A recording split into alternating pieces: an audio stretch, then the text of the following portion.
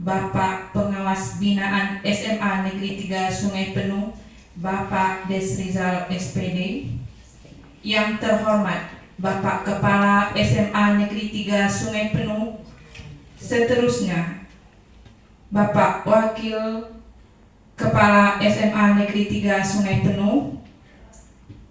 Dan yang terhormat tim penyusun visi dan misi SMA Negeri 3 Sungai Penuh. Puji syukur kita panjatkan kehadirat Allah Subhanahu wa Ta'ala, berkat rahmat dan nikmatnya sehingga kita dapat berkumpul bersama dalam rangka acara penyampaian visi dan misi SMA Negeri 3 Sungai Penuh oleh Dr. Suhatmanjaya SPD MPD, Kepala SMA Negeri 3 Sungai Penuh. Salawat beriring salam kita kirimkan buat junjungan kita Nabi besar Muhammad SAW yang telah membawa kita dari zaman jahiliyah ke zaman Islamiyah seperti yang kita rasakan sekarang ini. Allahumma sholli ala Sayyidina Muhammad wa ala ali Sayyidina Muhammad. Acara pertama kita awali dengan kata sambutan dari Bapak Pengawas Binaan SMA Negeri 3 Sungai Penuh. Bismillahirrahmanirrahim. Assalamualaikum warahmatullahi wabarakatuh. Yang saya hormati Kepala SMA Negeri 3 Sungai Penuh, Bapak Dr. Suhatmanjaya. Yang saya hormati Bapak Ibu Wakil Kepala SMA Negeri 3 Sungai Penuh yang hadir pada siang ini. Kemudian yang kami hormati Bapak dan Ibu Majelis Guru yang hadir di ruangan yang megah ini. Bapak Ibu yang saya hormati, di sini pada hari ini, hari Kamis tanggal 30 Mei 2024 dilaksanakan penyampaian visi dan misi oleh Bapak Kepala Sekolah untuk menilai RKH di PTN. Di sini saya sampaikan, RKH itu ada hubungannya apabila RKH itu sudah disetujui oleh Pak Pengawas, tetapi disetujui oleh Pak Kepala Sekolah, tetapi belum disetujui oleh Pengawas, tidak bisa kita laksanakan. Oleh sebab itu, kami sebagai pengawas sekolah, marilah kita membuat RKH itu yang sebenarnya. Berarti yang apa yang diharapkan itulah yang kita buat. Kemudian saya sampaikan kepada Bapak Kepala Sekolah, untuk penyampaian visi dan misi ini berhubungan dengan rapor pendidikan. Kemudian Bapak Kepala Sekolah menjelaskan sejelasnya, diberi waktu lebih kurang 25 menit. Kemudian kami sampaikan apa-apa yang dinilai. Di sini saya sebutkan indikatornya. Satu, kepala sekolah mempresentasikan visi misi sekolah secara konkret, terstruktur, dan mudah dipahami. Mudah dipahami. Kemudian kepala sekolah melibatkan audien. Audien itu seluruh yang dinilai sebenarnya. Seluruh guru harus hadir, bukan guru yang ini saya maaf seluruh guru harus hadir, siapa yang dinilai. Kemudian mendapat perhatian interaksi dan respon, adanya tanya jawab nanti. Setelah Pak Jaya selesai menyampaikan visi dan misi, Bapak Ibu boleh bertanya jawab, ya, sampai tuntas saja.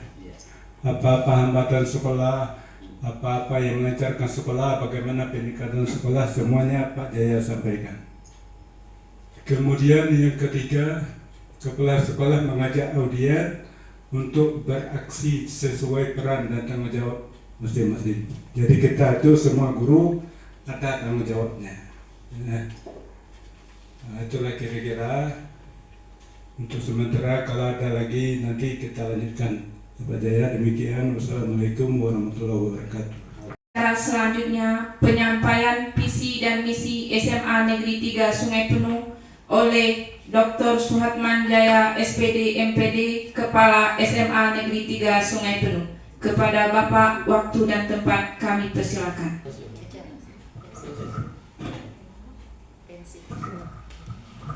Terima kasih Ibu Apia sebagai pembawa acara.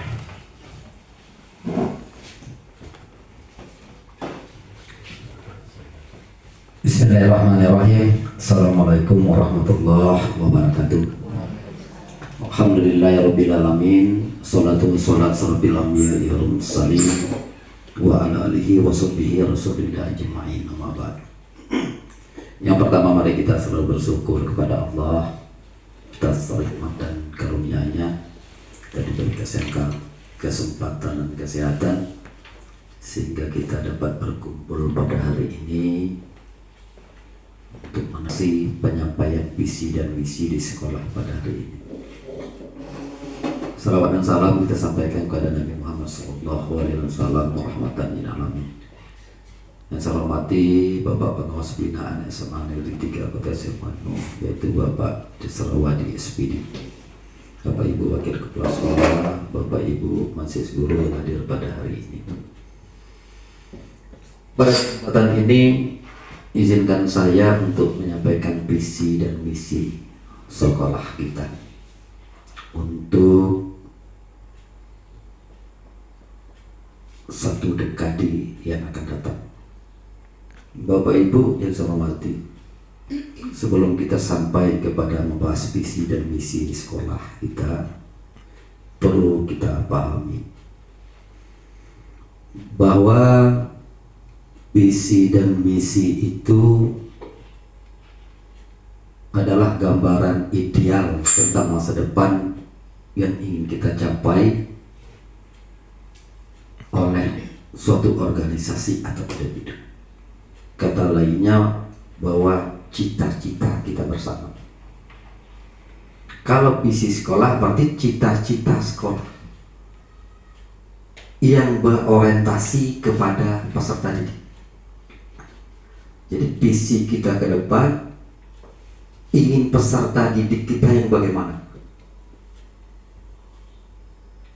Nah, cita-cita ini adalah cita-cita kita bersama, tidak cita-cita pengawas, kepala sekolah, ataupun cita-cita guru. Ini merupakan cita-cita kita bersama, cita-cita dari peserta didik. Nah, cita-cita ini nanti kita rumuskan menjadi visi dan misi, dan kita lakukan rencana action. Itu masuk kepada misi. Ya Bapak Ibu, jadi cita-cita kita tadi untuk mencapai tujuan cita-cita itu tadi, apa yang akan kita laksanakan, itu kita tuangkan dalam misi. Saya lanjutkan, Bapak Ibu yang saya hormati, jadi kita masuk kepada misi. Misi adalah pernyataan tentang tujuan fundamental suatu organisasi atau individu. Misi menjelaskan alasan keberadaan organisasi, apa yang dilakukannya, dan untuk siapa. Misi lebih konkret dan berfokus kepada tindakan nyata yang dilakukan untuk mencapai visi. Jadi tindakan-tindakan program-program yang kita tuangkan dalam misi itu adalah untuk mencapai visi yang kita idam-idamkan. Apa yang harus kita lakukan? Ya. Jadi visi ini bisa 1 dekade, bisa dalam 4 tahun itu mencapai tujuan. Jadi tidak hanya kita lakukan visi itu dalam setahun ini, kita lakukan visi ini, tahun depan merubah lagi, boleh 1 dekade. Boleh 4 tahun ini kita akan mencapaikan sekolah yang kita inginkan, peserta didik yang kita inginkan.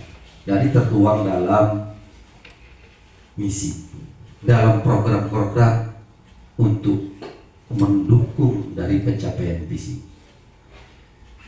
Visi dan misi ini di awal di tahun ajaran biasanya kita rumuskan. Yang pertama kita memahami dulu nilai inti, identifikasi nilai-nilai fundamental yang di dasar organisasi atau diri Anda. Nilai-nilai ini akan membantu setiap keputusan dan tindakan yang ambil. Kita identifikasi dulu nilai-nilai. Nilai-nilai apa yang akan kita tonjolkan di dalam suatu sekolah tersebut. Nah, kalau kita tadi berpihak kepada peserta didik, tentu kepada nilai profil pelajar Pancasila. Apa yang ada di dalam profil Pancasila? Ada nilai karakter di sana, nilai kerjasama, bertanggung jawab, ya, berkolaborasi, ya, mandiri, ya. Jadi kalau Bapak Ibu ikut guru penggerak itu paham itu, ya. Bagaimana yang kita bertanggung jawab, bagaimana kita berkolaborasi, ya. Bagaimana nilai-nilai profil pelajar Pancasila ini, ya. Kemudian saya lanjutkan, Bapak Ibu, cara merumuskan visi dan misi kita menggunakan analisis SWOT, lakukan analisis SWOT. Kalau Bu Wike itu paham itu bahasa Inggris, ya. Strength, weaknesses, opportunities, threat. Ya. Mohon maaf ya Bu Wike kalau salah pengucapannya, ya. Jadi kita untuk memahami kekuatan di sekolah itu, kekuatan kita itu apa? Ya. Kita baca dulu. Apa yang menjadi kekuatan dalam sekolah kita?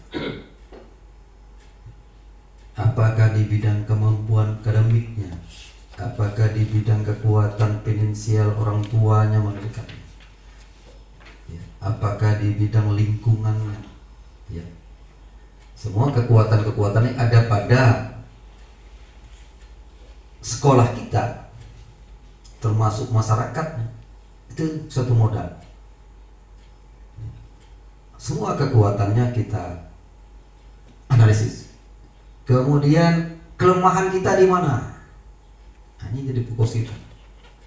Ya, kalau kita punya kekuatan, kelemahannya di mana? Bagaimana kekuatan itu mampu untuk menutupi kelemahan-kelemahan yang ada pada sekolah kita, ya, baik lingkungan, masyarakat, maupun siswanya, maupun gurunya. Contohnya, gurunya kurang, itu suatu kelemahan. Kurangnya guru mata pelajaran, salah satu mata pelajaran, ini suatu kelemahan. Ya. Bagaimana kita akan mencapai visi dan misi kita apabila ada kelemahan? Nah, ini kita bagaimana tindakan kita untuk menutupi kelemahan-kelemahan. Kemudian peluangnya bagaimana? Peluang kita untuk mencapai tujuan visi dan misi tadi bagaimana yang ada. Nah, kita mengkaji juga. Kalau kita melakukan satu tindakan, ancamannya apa? Jadi semua kekuatan kita analisis. Nah, kita juga bisa menggunakan alur bakja, gitu ya, kalau Ibu Pep ya, Bu Beb ya, alur bakja untuk merumuskan visi dan misi, ya. Jadi merumuskan visi ini guru, siswa, kita libatkan semua, orang tua siswa. Assalamualaikum warahmatullahi wabarakatuh.